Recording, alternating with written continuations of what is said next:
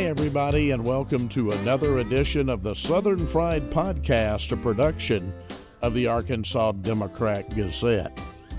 Got an author, but Porter Briggs is much more than just an author. He is, those ads, the world's most interesting man. Porter, you may be the world's most interesting man. You've had an interesting journey through the decades. Well, I've been blessed, and it has been an interesting journey. It wasn't one that I planned, of course. Yeah, absolutely. Your book is called South Towards Home, An Unexpected Love Story. What led you to sit down and write a book? Well, I was 78, about to turn 79. Yeah. And then I said, in 1 year, I'm going to be Porter 80. is not a young author. I'm not a young author. I said, in 1 year, I'm going to be 80. And when you're 80, you're officially old. And so I thought, and everybody been telling me I should write about my adventures, or whatever you want to call them. So I said, if I'm going to do it, I better do it now, because before long, I'm going to die. Because, you get to be 80, you think about the end. Yes, absolutely. So, where does your story begin? Well, I thought a long time about where to begin. Yeah, where do you start it? Yeah, and so I decided that to start it when I began my adult life, and I didn't feel like I was an adult when I got out of college. Even when I went in the Army, I didn't feel like I was an adult. But they sent me to Germany, and I landed at my unit. And they put me on a helicopter and flew me out into this great big forest in the middle of nowhere. And the crew chief on the helicopter said, Lieutenant, we're going to have to drop you here. It's 4 clicks. That's kilometers, about 2.5 miles. It's about 4 clicks from the unit. You're going to have to go to make it on foot from there. That's when my adult life began. Wow. They put me out. It was 7 degrees. And I had to walk with a map. Germany has big forests. Yeah. Oh, yeah. And huge forest. They put me in an open field in the middle of 7 degrees. I had to walk alone 4 kilometers. I had a compass and a map. The crew chief gave me a map. Yeah. Said, we're here. They're 18th. That was my unit. Is here. And, it's 230 degrees. So I had my compass, and off I went. That was when my adult life began, and that's when the book begins. Okay, that makes sense. For our listeners, though, why don't you give us a little bit about your growing up, where you're from, where you went to school, so forth? I was born in Little Rock, St. Vincent's Infirmary. My father was the first pediatrician in Arkansas. See, I think that's fascinating. Yeah, the state's first pediatrician. First one. He started in 1938. Wow. And married my mother a year and a half, 2 years later, I guess, after he started. She was from Hope. She grew up in Hope. And her first husband, who was a doctor in Nashville, died of nephritis when they had a son. He was 8 months old, and she was a widow. Mm-hmm. She came to Little Rock, and then 2 years later, she and my father married and had me. Wow. So I grew up here and went to public school the whole way through. And I was a senior in high school the year of the integration crisis. 1957. 58. I graduated in 58. Okay. So, I'm a full-blown Little Rocker. Oh, very much so. Yeah. Very much so. And then college where? My first semester I went to Vanderbilt, but I didn't like Vanderbilt. It's a long story, but anyway, Gotcha. After one semester, I decided to transfer to Arkansas. The main problem with Vanderbilt was there weren't many girls there. Understood. And so you had your priorities straight. I did. I had my priorities absolutely straight. So off I went to Fayetteville, and then I was at the University of Arkansas for 3.5 years and graduated. All right. So the book starts when you become an adult, and that's when you're off serving tank maneuvers during the Cold War. Talk about those years in Germany and that time in the armed services, and kind of how that changed you. Oh my gosh, I was a second lieutenant. I reported to my unit. It was the 18th Infantry. I was there for 9 weeks. I went in one morning after 9 weeks. It was on a Monday morning, and my first sergeant said, "Lieutenant, you've got to report to battalion headquarters." I never went to battalion. I mean, that was like 1,000 miles away. And went there, and they said, "You've been transferred to the 3rd Battalion, 68th Armor, And 20 minutes later, I was headed there, and it was a tank unit, and I was going to be an officer in a tank battalion, and I had never seen a tank. First tank you'd ever seen, and you're in office. And I was in command of 5 of them. Wow. And so off I went, and what an adventure that was. It sounds like it. Now, when all's said and done, though, you come back to Little Rock. Yeah, I stayed in the Army, and then I went to the University of Heidelberg for a year. I was going to say, you went to grad school in Germany. I went to grad school. Okay. I got an overseas discharge, and I applied, and I was very surprised when I got accepted, but I did. So I matriculated there for a year, and then came back to Little Rock after I got out. All right. And what drove your decision to come back here, and then what did you do in those early Arkansas years of your career?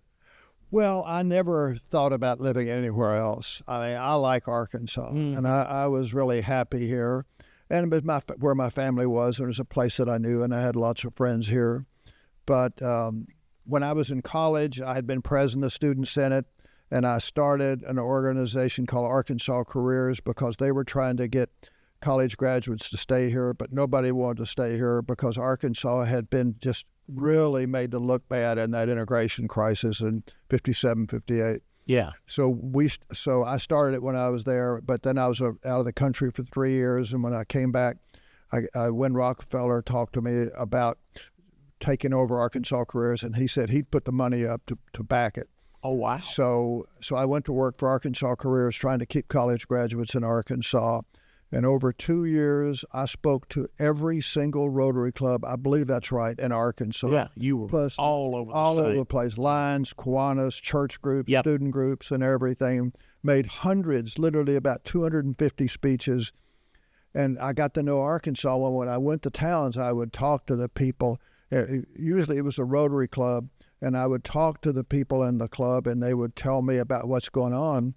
And I got a whole different picture of Arkansas from what I was reading in the papers. I mean, the main thing was that most everybody I talked to, with 2 or 3 exceptions, all of which I remember, was for the integration, bringing blacks fully into the white life in Arkansas, and they were embarrassed by what had happened. Oh, yeah. I mean, in every little town and hamlet in Arkansas, I went to all of them, and so it was a revelation for me to see that. We recently, and that had to be, I'm a bit younger, so I was a child then, I don't have clear memories of that era, Porter, but you mentioned Winthrop Rockefeller, and we recently spent a day for a column you're going to see. I went with Porter to the Arkansas Delta and spent a day, but we were talking, and as a history nut, I happen to believe that it took Rockefeller to start, and then Dale Bumpers came after him. I think our 2 best governors were probably back to back, and it was really in that 8-year period, I believe, that Arkansas went from the old South to the new South, really. Do you agree with that? Yeah. Well, right. Yeah. But you were in such a period of change for our state. It was. I mean, think about it. Brown versus Board of Education comes down in 54. Then we have the 57 crisis here. 64, 65, the voter registry. Voting Rights Act, Civil Rights Act, 64. And then Wynn got elected in 66. But the big thing was that Wynn Rockefeller put all these blacks on state boards and commissions in his first term and got reelected. Mm-hmm. And I've got a line in the book, and it says, with Wynn Rockefeller's reelection, Jim Crow in Arkansas was ended forever. Yeah, absolutely. The next line says, and after that, no Arkansas governor had any intercourse with segregation. Yeah. It was done, finished, and gone. Absolutely. I was on a radio show, I'll never forget, on New Year's Eve in 1999. So we kind of into the millennium, into the century. And it was here in Little Rock, and so they asked me, they said, the most important person of the century in Arkansas, Bill Clinton's in the White House at this point. They expected me to say Bill Clinton. I said Wynn Rockefeller because I said by beating Jim Johnson in 66, and then you mentioned 68, Marion Crank, another member of the old guard, beating him Rockefeller forced the dominant party at the time, the Democrats, to change, to put off the shackles of segregation. So it was a Rockefeller that made a Dale Bumpers, a David Pryor, and yes, a Bill Clinton possible. Amen, amen, amen. And Rockefeller is the most historic governor in Arkansas, not because they were Republican or anything, but because he put segregation out of our lives forever. Yeah, yeah. Now, you mentioned your work in speaking all over the state, but you also you've always had broad interests. So you started hospital association, catfish farming, a lot of things during those Little Rock years there. Yeah. Well, I started a business to manage nonprofit corporations, right. And the ones where the action were trade associations. Mm-hmm. And I lucked into two of them, the catfish farmers and the for-profit hospitals. Yeah. And ran that business for 12 years. And at the same time, you were a pioneer. I could talk we're not going to go for an hour, but I really could because we've got so many shared interests. I love historic preservation, restoration.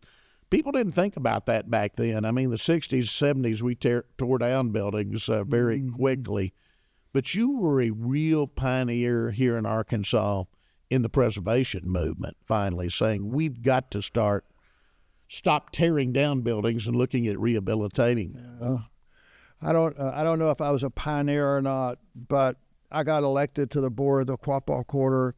I had become, sort of a little bit prominent in town, and so they elected me to the board when my wife and I moved down to the Quapaw Quarter, and I proposed all these things we should do, and they didn't reelect me because they didn't want to do it.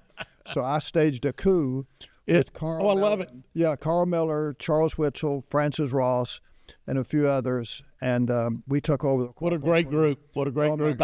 I still serve with Francis on the Historic Arkansas Museum Commission, and Charles served on that commission when I first started. Oh, my gosh. What a great group of people. Well, yeah. It was. And Carl Miller is a great preservationist. And I provoked it, the transition, and they took it over and led it. I mean, I was a provocateur in this case, and they were more established and distinguished, but they were very reputable people, and I was the guy who had made a lot of people mad by provoking this coup d'etat.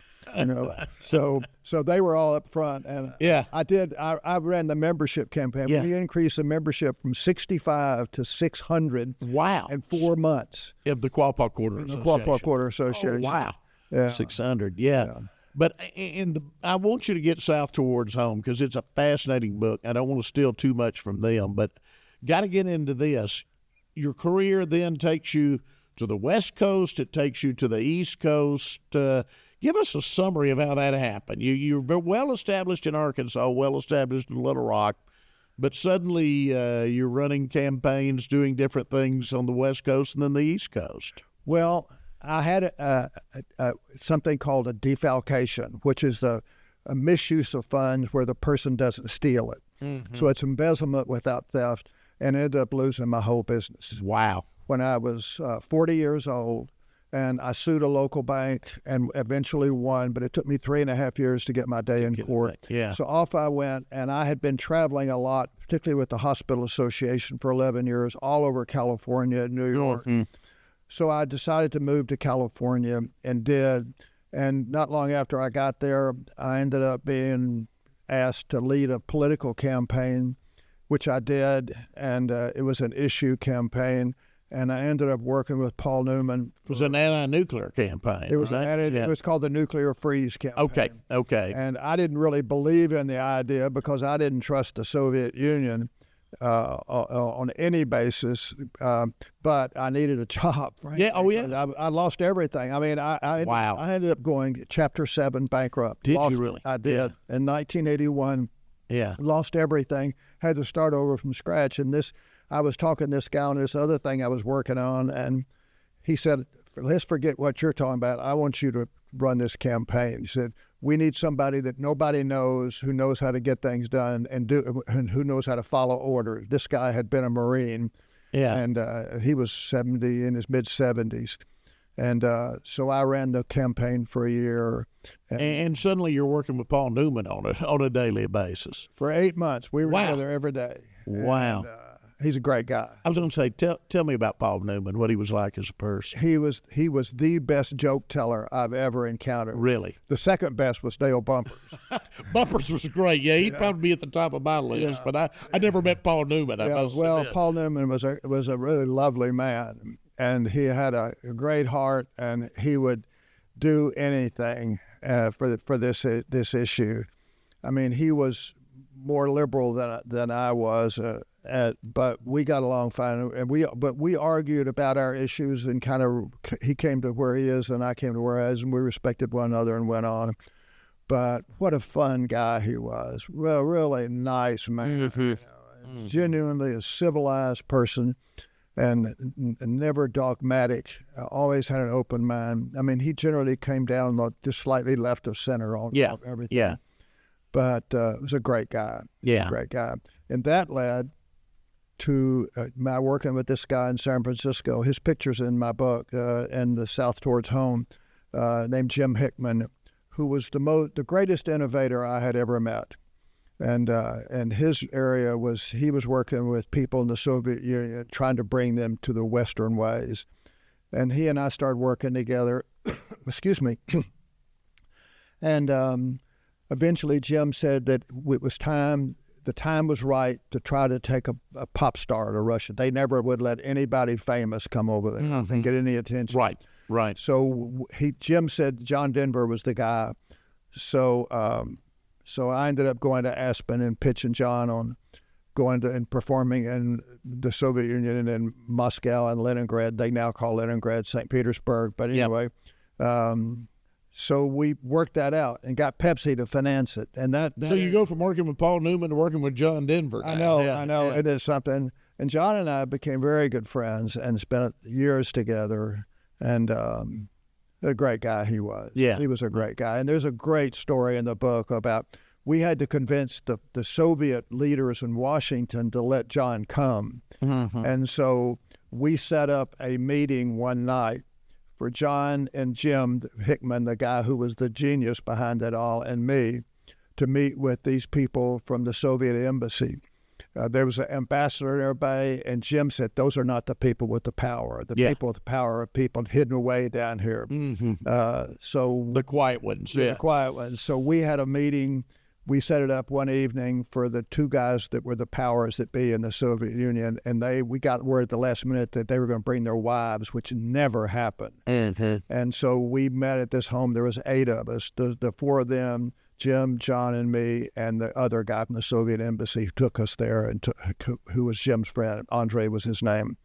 And at in this home where we met, John was there, and the woman said, one of the wives said, well, would you sing for us? And John said, sure, what do you want to sing?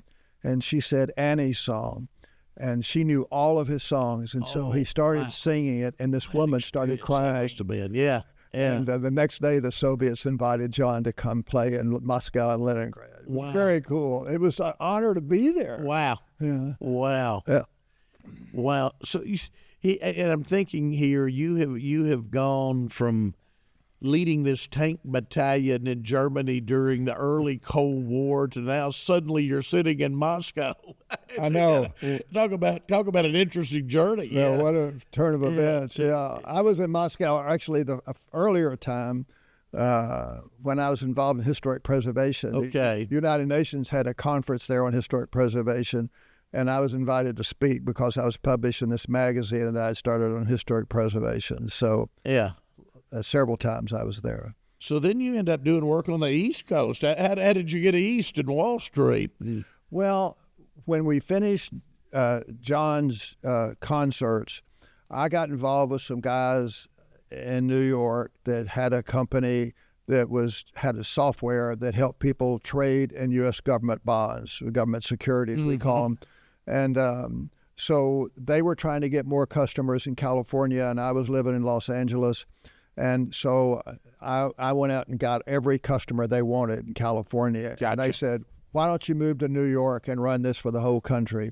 I moved there, and within months, they sold the company to Drexel Burnham Lambert, which was the junk bond company. And exactly. I ended up working for Drexel for almost 6 years. And you were there when it all fell apart. Right? I was there when it fell apart, and they went bankrupt. But they were the most profitable company in the world. They had a guy running their junk bond operation named Michael Milken, who was a true genius. I say in the book, I've met two business geniuses in my life, Michael Milken and Jack Stevens. Here in Little Rock. Interesting. They were staggering intelligence. Yeah. And both of them were nice guys. Milken's a little colder than Jack. Yeah. But Jack was very shy, too. Oh, very much so. Yeah. Very much so. Anyway, so I've worked for Drexel and traveled everywhere. I went everywhere in the world. They wanted me to go to Abidjan, the capital of Ivory Coast. I said, I ain't going there. I didn't want to go to Africa. So I didn't. But everywhere else I went. Yeah. And like I said, I could talk about this for hours, but I try to keep these to about 30 minutes, so I'm going to go forward a little bit now. Like I said, get the books out towards home, but what finally brings you home to Little Rock after all these adventures? Well, I when I left New York, I went through a period of great healing, including doing psychotherapy for 20 months. And then Clinton got elected, and a lot of people from Arkansas moved, like 100 people moved up to Washington. Believe me, I was political editor of this newspaper. We were writing about all of them. Yeah, and so I started going into Washington, and a lot of them were friends, and I know how to behave and go to fancy parties, and I know how to dance. So I would take female friends of mine, to parties, and they would be the distinguished so-and-so, the honorable so-and-so, and so I did that, and then finally decided I'd been living in the Virginia countryside after I left New York for almost 5 years. So I decided to move to Washington and start a business. So I started a business there and built it up. And then after, 11 years, I was introduced to my wife, and we met and began to date. And I'd been single for 22 years. I was divorced. And so we got married, and I moved home. I had a business. What year was that now? That was in 2009. Okay. And I moved the headquarters of my business. By that time, we had 17 offices in the U.S. and Canada, and we did specialize in passports. And So I moved the headquarters down here and bought a building up on Kavanaugh, across from the Old Heights Theater. Yep. And that's how I got back to Arkansas. Thank the Lord. Well, I want to close with this. This is not in the book, but you're going to be reading about it because I'm going to write about it. But one of the things I love, Porter, is you talk about you hit 80 and you're officially old, but you are not slowing down. And a region that I write about a lot because most people have written it off is the Arkansas Delta. And you, unlike few of my fellow Arkansans, see the potential, and you've got a vision for the Arkansas Delta, and I just have a feeling it's going to be your last great act because you do have a vision for that place. So do I. Yeah. So do I. The Delta has an incredible assets, tourist assets, all tourist assets. I mean, Civil War tourism, civil rights tourism, water trailing, hiking, biking, the blues, and I've got a plan that I'm going to carry out, and it's a big plan, as I've told you. Yeah, we've talked about it privately. And you told me that you think that people in kayaks and canoes on water trails within a few years will be one of our main outdoor recreational pursuits here in Arkansas. I think it will be as big as bicycling. Wow. I told you a while back, And we've already seen Tom and Stuart Walton making Arkansas the cycling capital of America now. Well, what we have over there in the Delta, I mean, just one, well, it's an extraordinary example, but we have trees that near Brinkley and a place called Biota View, it's a swamp, basically, that trees that are 1,200 years old. Unbelievable. And they've proven that by looking at the cycles on the trees that were cut down. Yeah, they're to us what the redwoods are to Northern California. Yeah. And the other thing is that I'm working with Raymond Abramson, Judge Abramson, over in Holly Grove. One of my favorite people in Arkansas. He has been on this podcast, by the way. He's a great man. And we're working to help kids over there that are likely to end up in criminality, and we're really making a difference. And it's in Holly Grove and Clarendon, and recently we added Mariana to it, and we're moving. Yeah. So the Delta is in a state of change. There's things that are needed, but we're dealing with them. And like I said, where others see a big problem and just kind of want to write it off, what I love, Porter, is you do see the potential. And outdoor recreation certainly is going to be a bigger part of our economy in Arkansas going forward, I'm convinced. It is, and especially with digital marketing, it's so easy to get the word out there. If you've got a great asset, you can do videos and pictures and tell brief stories online, and you can make miracles happen in months. Yeah, absolutely. Porter, thank you so much. I'm going to get you back because you got so many tales to tell, and I'm glad you're still out there. But again, the book is South Towards Home by Porter Briggs. Believe me, it is quite a journey. You're going to enjoy it. World's most interesting man, and he's right here in Little Rock. Buy it at a bookstore. Hey, I couldn't have found anybody else that would put Jack Stevens and Michael Milken in the same sentence together. You know? Great stuff. So, Porter, thanks for joining us. And go to a bookstore and get a copy of this. I promise you'll enjoy it. Thank you, Rex. Yes, sir. Thank you for joining us for yet another edition of the Southern Pride Podcast, a production of the Arkansas Democrat Gazette.